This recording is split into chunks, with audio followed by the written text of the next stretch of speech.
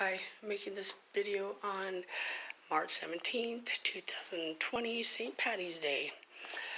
Mainly for my daughter and my family to know exactly what happened so she's not wondering her whole entire life on what happened to her mom.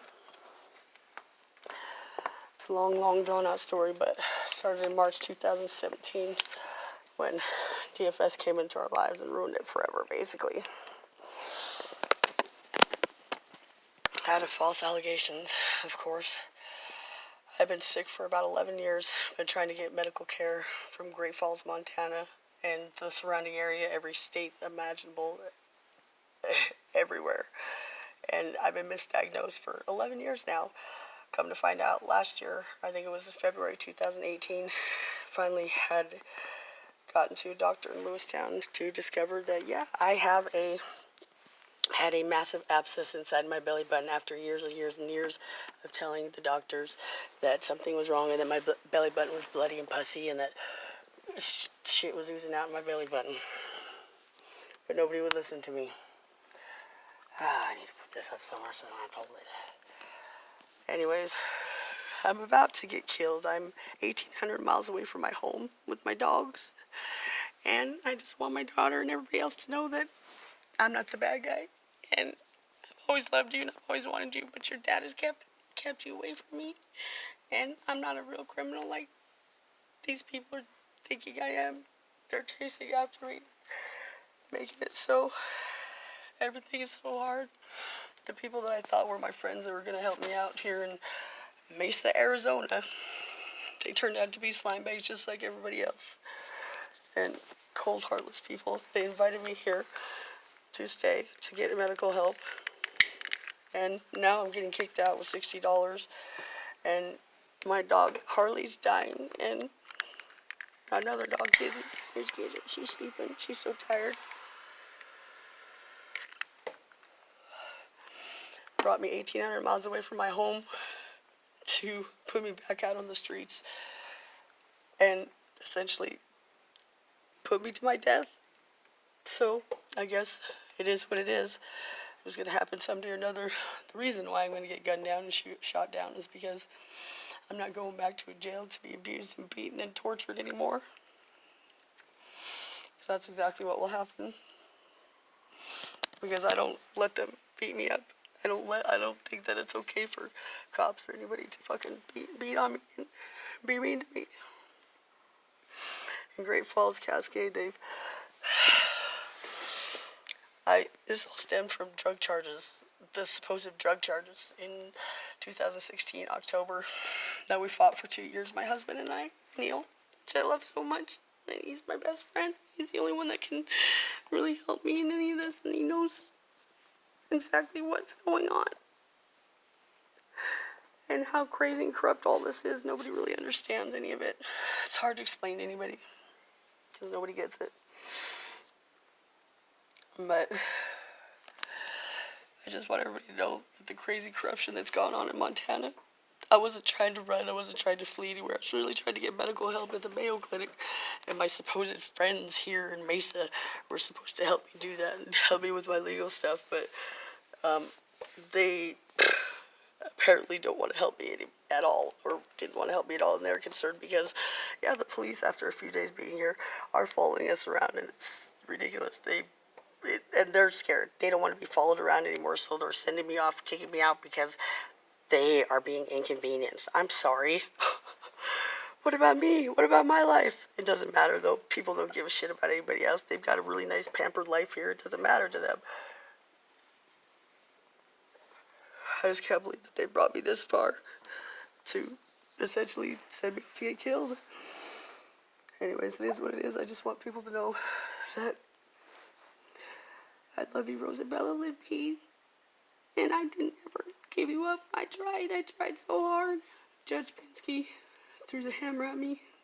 And Michael Lynn Pease got everything he wanted. Because he's powerful, and I do believe he has a portion to do with half of this that's going on. Because he wants to see me dead. Well, you guys get your wish now. It's just too bad that everybody's going to sit and wonder, especially my daughter, on what exactly happened. I didn't get time enough to make any videos that I wanted to make for you. I didn't get time to do anything.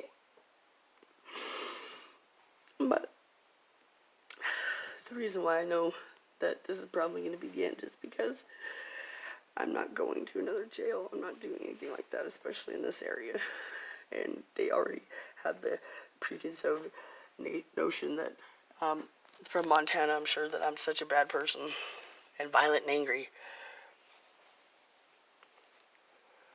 Such a long history of craziness.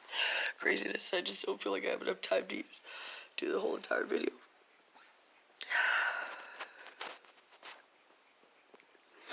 I didn't ask for any of this. I'm not the real criminal. I'm not a criminal at all. We fought them drug charges in 2016. Finally pleading to an Alfred plea. Because my roommate, yeah, you know exactly who you are. I hope you're happy. Mariah and her boyfriend, they decided that they were going to sell drugs out of my house. Basically framing me. One morning, I woke up and I looked up at our cameras. We had cameras at the time because we lived in a crazy part of Great Falls on a one-way. It was just safer to have cameras for us. So I woke up, it was about 4 o'clock in the morning, and I see her sneaking out, and I look across the street, and there's a big old U-Haul, and she was moving her stuff out, and we had just talked to her earlier that day, and there wasn't a problem at all, it didn't seem like.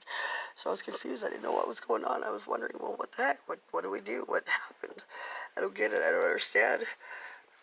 Woke my husband up, said, what's going on? And he's like, I don't know. So about a month later, come to find out, well, we knew exactly why she was moving out. Exactly why.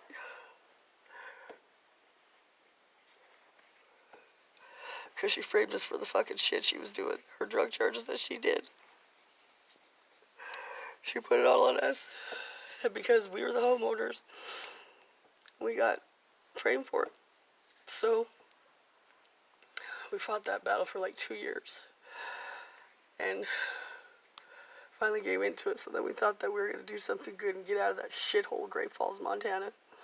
Because the police just continually harassed us all the time for no reason. I mean, it's because we fought so hard with the DFS case that I think that they don't like people that fight against them. They don't like people that don't do what they want to do and go with what they want to say and go with their corruption and screwed up shit.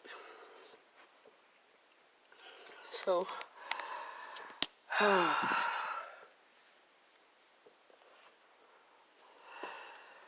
so here I sit, about to get gunned down because Great Falls police surrounded me, the IGA, for a 2-day-old warrant from Wheatland County. First not showing up to a court date that I had no idea about. And they surrounded me with guns and cops, and ever since then I have such PTSD, and my hands don't work. I mean, I won't even go out anywhere. It's just terrible. And so that's what will happen again. I'll get surrounded by cops and guns and everything. Because I have a warrant again now, apparently, because I did flee from Montana only because I wanted to get some fucking medical attention, medical help before I do die. I've lost over 40 pounds now in a few months, and nobody seems to be concerned about it. No, I'm not doing drugs. No, I'm not a drug addict. I'm fucking sick. I've been sick for so long and nobody will believe me. Not only that, I've got a hole or tear in my spinal cord, leaving it so it's very difficult for me to sit up. I'm constantly dizzy. My head throbs and pounds all the time. I'm sick all the time. It's called CFS, cerebral spinal fluid leak. And that's exactly what I have. I've got spinal fluid that leaks out my nose, my ears on a daily basis. And I'm just trying to get by. And they're just, I have no chance. I have no chance at all. I tried everything. I really tried. So I'm sitting here with my so-called friends that brought me here all the way to fucking Mesa, Arizona to get help. Just either waiting for the cops to come or waiting for somebody to come jump my battery, because once again I have a dead battery like usual. But that's my fault too, you know.